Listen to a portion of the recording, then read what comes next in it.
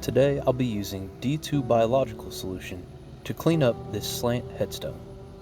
D2 is the most popular cleaning solution for headstones such as this. It's a biodegradable, easy to use liquid that removes the staining from mold, mildew, algae, and air pollutants. It's been proven effective on many different types of surfaces, and in 2011 it was part of an executive presidential order. And the National Cemetery Association now uses D2 biological solution as well. When cleaning the really old gravestones, D2 is the only product I use. Sometimes, when the stone is older and very brittle, D2 can be used to be sprayed on and left to sit, and after a few months, the stone clears up a whole lot.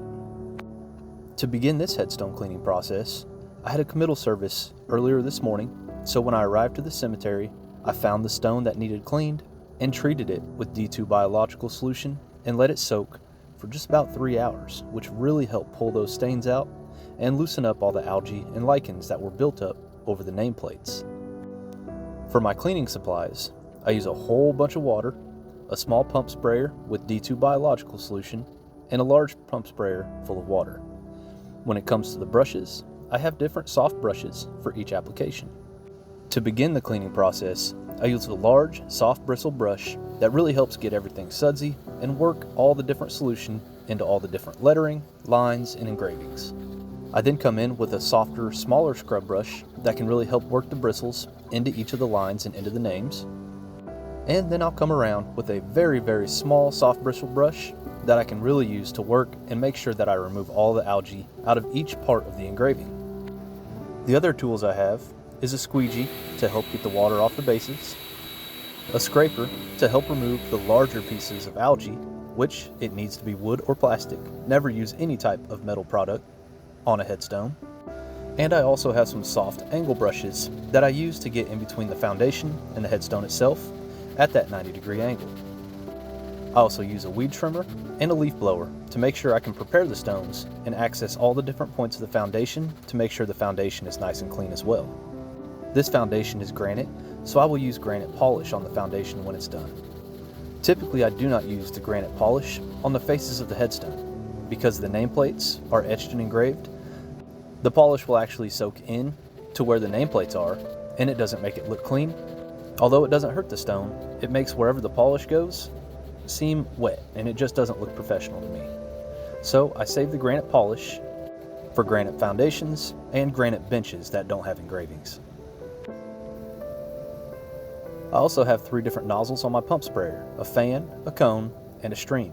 The stream really helps to make sure that all that algae and lichens and moss that I loosened up from inside the engravings will break loose and pop out. The fan setting works perfect for moving all the water in one direction to help clean off all the dirt and grime that accumulates on the foundation. One thing that should never be done in a cemetery, no matter what type of headstone it is use a pressure washer. Although granite, concrete, marble, limestone, and sandstone are all hard rocks, these are not as strong as you may think they are. Especially during the engraving parts, it will be extremely easy to use a pressure washer and chip out the interiors of the names, chip out where the lines have been engraved. Using a pressure washer is a bad idea no matter what you're using it for in the cemetery. This leaf blower, on the other hand, helps me out big time because as I dry the stone, I can tell if I've removed every bit of staining, and it's really hard to see that if the stone is still wet. It also helps me remove all the excess water from the foundation so that I don't leave any mud behind, because once that dries, the stone will look dirty again on the foundation. One thing about D2 is it is a very expensive product, but if you want a good product that's the correct product for the job, it may cost you some money. A standard squirt bottle runs around $35 after shipping, and a gallon can run between $70 and $80. But it's worth it to bring these headstones back to life. The last thing I do before letting this stone fully dry and applying another coat of D2 biological solution is add the granite polish on the base. Since the bases are flat and extremely close to the ground, they'll oftentimes have a lot of mud buildup, dirt, and grass, and it just needs a little bit of a shine to match with the top of the headstone. And even before the stone is fully dry, it looks 1,000 times better. So the reason that I utilize a leaf blower so often is because when you're cleaning a headstone like this, oftentimes the water runs down to the bottom of the nameplates and it soaks into that porous nameplate that's been etched into the grave. The cool thing about the leaf blower is that it helps get the stones dry because you can't really tell what's a darker stain versus what is just the wet stone. Now another thing, if you saw earlier in the video, I filled up my small pump sprayer here with D2 biological solution. Now if you're using dish soap, you want to make sure that every bit of dish soap is rinsed away and cleared away from the stone, because if it dries on there, you'll get soap scum and build up and it almost looks like dryness peeling. So you don't want to leave any dish soap on the stone at all. When it comes to D2 biological solution, that's a completely different story.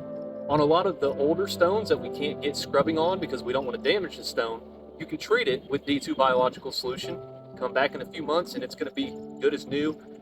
And when I say that, I mean it's going to be stain free and very clean. A lot of times if you're scrubbing on those stones, you can actually wear away the name engravings and the dates and the birthdays and the death dates.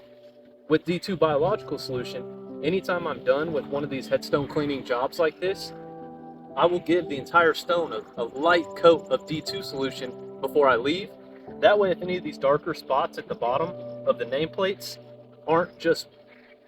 isn't just wet from being clean, if it still has some staining or some growth left on it, the last thing I want is for 3 months from now for this stone to go back to looking the way it was.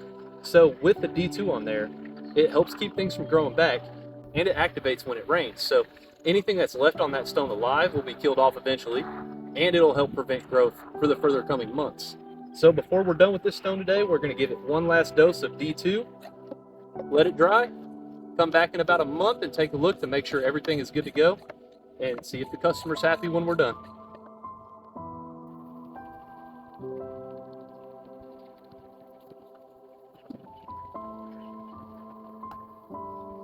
And as you can tell, it was pretty dry, but as soon as I sprayed the solution on, it darkened back up at the bottoms, it darkened up at the top, and that's where it's soaking into the stone itself.